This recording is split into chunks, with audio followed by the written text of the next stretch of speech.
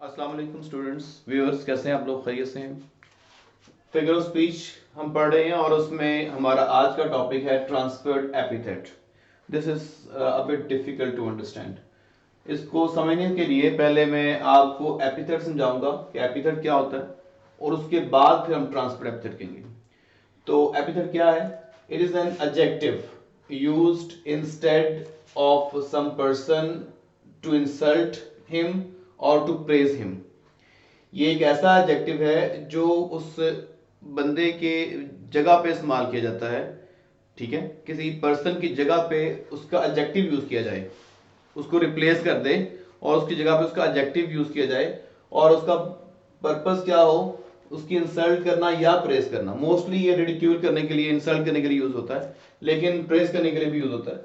आप देखें तो ये ग्रेट अमेरिकन यूज किया था मार्टिन लूथर किंग जूनियर ने। किसके लिए? अब्राहम लिंकन के लिए। तो ग्रेट अमेरिकन उसके लिए उसकी तारीफ के तौर पर यूज किया गया था, यानी कि उसने अब्राहम लिंकन का वर्ड यूज नहीं किया, बल्कि उसकी जगह पे ग्रेट अमेरिकन कहा गया। ये एक एडजेक्टिव है जो कि उसकी जगह पे इस्तेमाल हुआ। सेम इज द केस अगर मैं किसी बुजदिल शख्स के लिए रैट का वर्ड यूज करूं, तो सम कॉवर्ड पर्सन, उसका नाम डाल दिया जाए, उसकी बुजदिली की वजह से उसका नाम डाल दिया जाए, तो ये क्या है? ये उसको इंसल्ट करने के लिए एक एपिथेट है। This is an adjective use instead of some person to insult him. ठीक है, तो एक इंसल्टिंग रिमार्क भी है और एक प्रेजिंग रिमार्क भी आपके सामने मैंने लिख दिया। ये होता है एपिथेट। अब है ट्रांसफर्ड एपिथेट, यानी कि जिसमें एपिथेट को ट्रांसफर कर दिया जाए। किस सेंस में? मतलब कि अगर आप इस तरफ आ जाए, इसकी डेफिनेशन है human feelings are transferred to non human things. यानी कि अब क्या है कि जैसे पर्सोनिफिकेशन होती है ना, कि human traits are actually given to non human things, लेकिन ये किसी इसका पर्सोनिफिकेशन से ये डिफरेंस है कि इसमें फीलिंग्स को ट्रांसफर किया जाता है। यानी कि फीलिंग, जो ह्यूमन फीलिंग्स हैं, उसको नॉन ह्यूमन थिंग से ट्रांसफर कर दिया जाता है। आपके सामने एग्जांपल्स हैं, मैं एग्जांपल्स कुछ देखता हूं, फिर आपको एक्सप्लेन कर दूंगा इंशाल्लाह। ही पास्ड अ क्रूअल नाइट। अब ये नाइट जो है, that can not be cruel. Night can not be cruel. Cruel is human beings. आम तो पता इंसान क्रूअल होता ना, नाइट तो क्रूअल नहीं होती। तो अब फीलिंग की बेस पर, अब यानी कि हो सकता है कि उस वो नाइट उसने बड़ी मुश्किल से गुजारी हो, तो वो जो मुश्किल से गुजारी है, maybe some events, maybe some problems, so these are actually events और सम प्रॉब्लम्स। तो इवेंट्स या प्रॉब्लम्स को उसने क्रूअल करना था बेसिकली। नाइट उस रात को वो इवेंट्स प्रॉब्लम्स आई, तो ये जो इवेंट्स और जो प्रॉब्लम्स हैं वो ट्रांसफर कर दी गई उस नाइट को, और तस्करा नाइट का यादगार रह गया। वो इवेंट्स की नाम नहीं लिया गया, उन प्रॉब्लम्स का नाम नहीं लिया गया, बल्कि उस नाइट को याद किया गया। तो ये है ट्रांसफर्ड एपिथेट। ठीक है, जैसे कि I had a wonderful day. अब दिन तो सारे एक जैसे होते हैं, तो वंडरफुल डे मतलब कि maybe again these are the events, something which is very good, something which is very attractive, may be उस दिन उसको बड़ी कामयाबी को मिली होगी।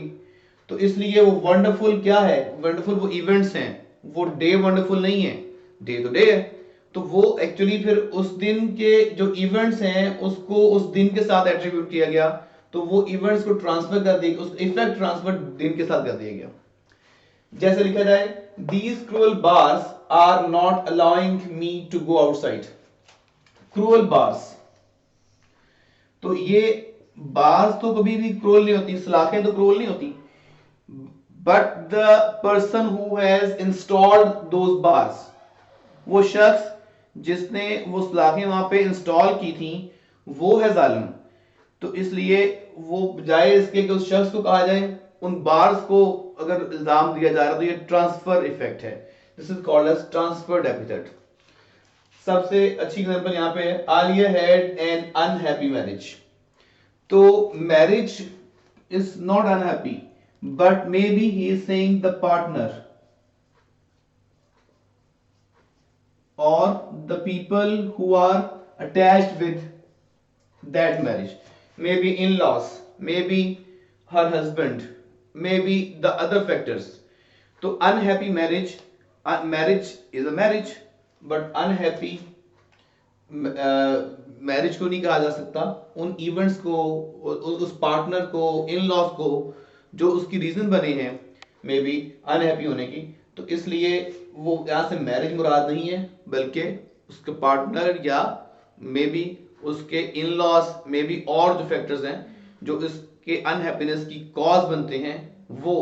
तो यहाँ पे देखें कि ह्यूमन जो फीलिंग्स हैं, cruel, wonderful, again cruel, unhappy, तो ये ह्यूमन फीलिंग्स हैं जो कि नॉन ह्यूमन थिंग के साथ जोड़ी गई हैं।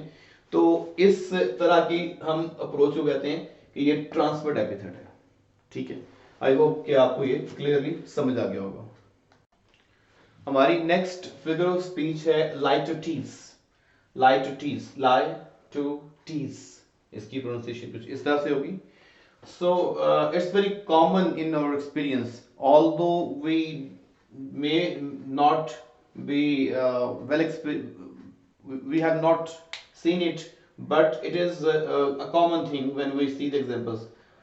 In liturgies, affirmation is conveyed by the negation of its opposite. यानी कि मुस्बत affirmation मतलब मुस्बत जुमला बयान किया जाता है नेगेशन के साथ, मनफी जुमले के मदद से। ऑपोजिट की किसकी नेगेशन करनी है? ऑपोजिट की नेगेशन करनी है। यानी जब हम ऑपोजिट वर्ड की नेगेशन करेंगे तो उससे क्या हो जाएगा, वो पॉजिटिव बन जाएगा। जैसे कि आपके सामने है, it is not a bad idea. हम अक्सर कहते हैं it's not a bad idea, तो क्या ये एक नेगेटिव सेंटेंस है? एक्चुअली दिखने में नेगेटिव है, इसमें नॉट आ गया, लेकिन इसका इंप्रेशन क्या है? अफर्मेटिव है। ठीक है, वो इसका मतलब यही है कि it's a good idea, not a bad idea. यानी कि नॉट अ बैड, ऑपोजिट को का नेगेशन किया तो क्या मतलब बनता है? It's a good idea. Okay, he is not less important for me. तो not less important, less important का उल्ट का दिया क्या हो जाएगा? इंपॉर्टेंट। ऑब्वियसली इस सेंटेंस का आउटकम क्या निकलता है कि he is very important for me. तो नेगेशन से हम अफर्मेशन हासिल कर रहे हैं, नेगेटिव सेंटेंस बनाकर उसको पॉजिटिव या अफर्मेटिव इफेक्ट ले रहे हैं, और वो नेगेटिव किसका बनाते हैं? ऑपोजिट का, किसी ऑपोजिट सेंस का नेगेटिव बनाया जा रहा है। जैसे कि she is not an ordinary person. She is not an ordinary person मतलब she is extraordinary person. ठीक है, वेरी इंपॉर्टेंट, इसका मतलब बनता है very important.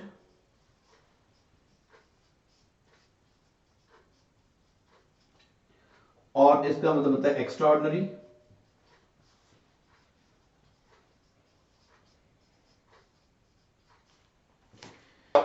It's not a rocket science. अक्सर ये हम बोलते हैं कि it's not a rocket science, यानी कि ये कोई बहुत मुश्किल चीज नहीं है। तो बहुत मुश्किल चीज नहीं है मतलब आसान चीज है, easy.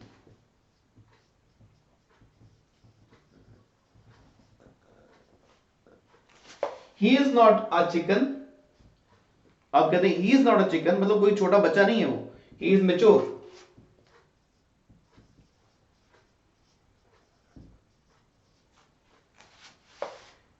It's not my first experience मतलब कि मैं बहुत एक्सपीरियंस हूं। He wants to convey that I am much experienced.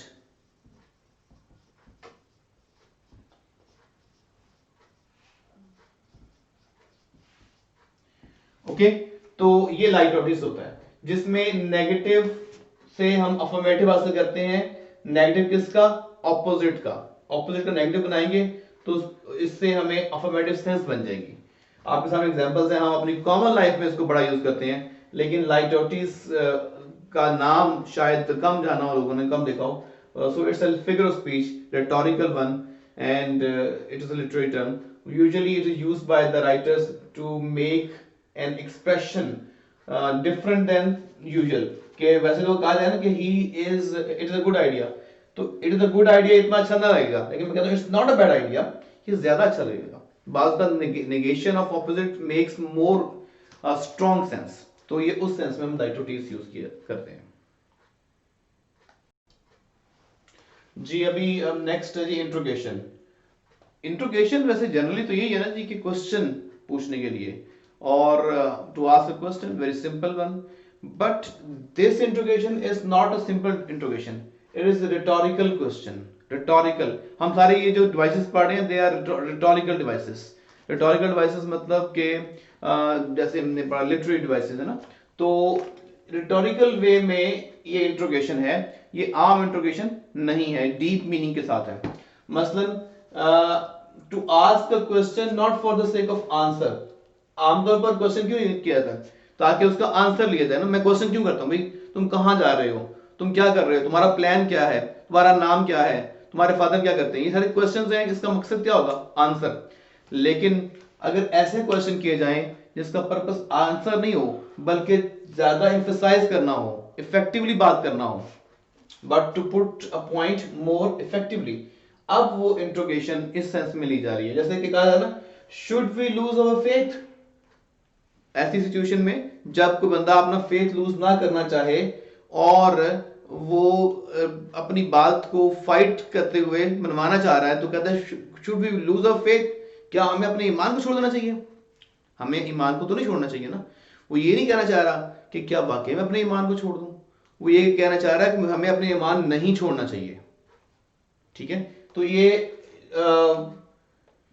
Not के बगैर ये इनकार है कि हमें अपना ईमान नहीं छोड़ना चाहिए, क्वेश्चन के साथ वो एम्फसाइज करते हुए इनकार कर रहा है किसी बात पे। जैसे कि ये लिखा हुआ है, एम आई लेस इंपॉर्टेंट, क्या मैं कम है हूं। अब इसको अपनी इंपॉर्टेंस पे कोई डाउट नहीं है, इसलिए नहीं पूछ रहा कि उसकी नजर में वो लेस इंपॉर्टेंट है, बल्कि वो ये इसलिए कह रहा है कि मेरी बात मानो भाई, मेरी बात क्यों नहीं मान रहे, कि मेरी बात में कोई दम नहीं है इस बात में, तो अपने आप को वो ज्यादा इफेक्टिव बना के पेश कर रहा है। Do I eat from knows, क्या मैं नाक से खाता हूं, मतलब कहने का मतलब मैं कोई बेवकूफ हूं, क्या मुझे सेंस नहीं है, एम आई नॉन सेंस पर्सन, यानी कि कहने का मतलब ये है कि वो उससे ये नहीं पूछ रहा कि मैं, मुझे अकल है कि नहीं है, उसको खुद अपनी अकल पे शक है, ऐसी बात नहीं है, बल्कि वो उसको ये बताना चाह रहा है कि I am not a kid, I am a mature person, मैं कोई बेवकूफ नहीं हूं। Who is here to so while that will not love his country, मतलब ये इसलिए नहीं पूछ रहा कि कौन कौन यहाँ पे इस मुल्क में ऐसा है जो कि इतना ही जालिम है कि वो अपने मुल्क से मोहब्बत ना करे, बल्कि वो ये कहना चाह रहा है कि यहाँ पे कोई ऐसा नहीं है जो अपने वतन से मोहब्बत ना करने वाला हो। तो ये क्वेश्चन में नेगेशन शामिल है।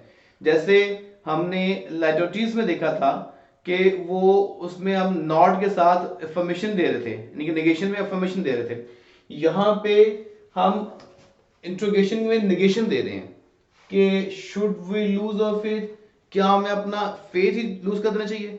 कहने का मतलब है कि हमें अपना फेथ बिल्कुल लूज नहीं करना चाहिए, मैं बिल्कुल इंपॉर्टेंट, इनके लिए इंपॉर्टेंट नहीं हूं, मैं इंपॉर्टेंट हूं, मैं बिल्कुल भी बेवकूफ नहीं हूं, यानी कि मैं अक्लमंद हूं, ये इस सेंस में वो दे रहा है, क्वेश्चन ही पूछ रहा बल्कि एम्फसाइज कर रहा है, तो इसे बोलते हैं इंट्रोगेशन।